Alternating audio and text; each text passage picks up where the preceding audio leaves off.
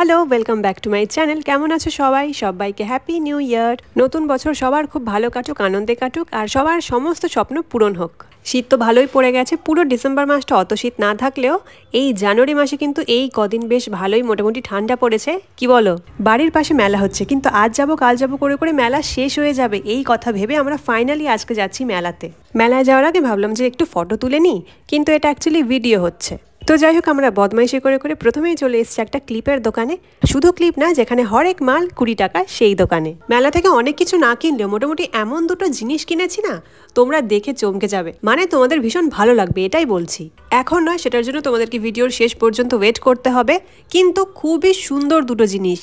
এই হরেক মালের দোকানটায় পিঙ্ক কালারের হেলমেট পরে স্কুটি চালানো মেয়েটা খুবই কিউট ছিল, কিন্তু আমার তো আর স্কুটি নেই না, সেই জন্য সেই দুঃখে আর নিলাম না। এখানে বোন দেখে দেখে বেছে বেছে কিছু ক্লিপ নিচ্ছে, আর আমি নিয়েছি অনেকগুলো কালারফুল গার্ডার, যেগুলো কিনা হেয়ার স্টাইল করতে ভীষণ কাজে লাগে।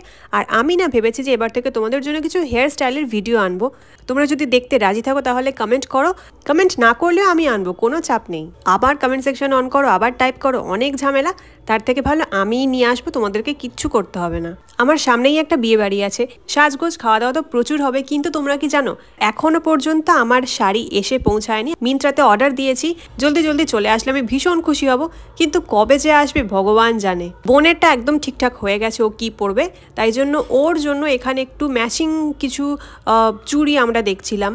অনেক সুন্দর সুন্দর ব্যাঙ্গেলস এসছে, কিন্তু যেমনটা দেখতে তার থেকে দামটা একটু বেশিই বলছিল, তাও নিয়েছি। ওর জন্য মোটামুটি নেওয়া হয়েছে। আর আমার তো এখনো ড্রেসই আসেনি, আমি আর কি নেবো। তারপরে চলে গেছিলাম একটু রাইডসের দিকে।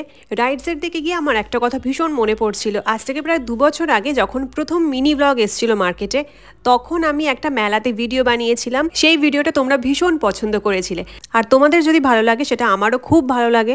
বাই দ্য ওয়ে, তোমরা এটা কমেন্ট সেকশনে আমাকে প্লিজ জানাও যে তোমাদের কাদের কাদের নাগরদোলা চড়তে ভালো লাগে। তোমরা একদম কারা কারা ভয় পাও না। আমি না কোনোদিন চড়িনি, তাই কেমন লাগে সেটা তো বলতে পারবো না। আপাতত আমার ভয় লাগে। আর সত্যি বলতে কি, নাগরদোলা চড়ার জন্য যে সাহসী মানুষ, সেই রকম সাহসী মানুষ আমি এখনো পর্যন্ত কাউকে পাইনি, তাই আমার এখনো পর্যন্ত নাগরদোলায় ওঠা হয়নি। কিন্তু তোমাদের কথা জানতে আমি ভীষণ পছন্দ করবো, আমাকে প্লিজ তোমরা জানাও। মেলাতে এসছি, আর কিছু খাবো না তা তো হয় না, তাই একটা পাপড়ি চাট কিনেছিলাম, কিন্তু পাপড়ি চাটটা না খেতে ভীষণ বাজে ছিল।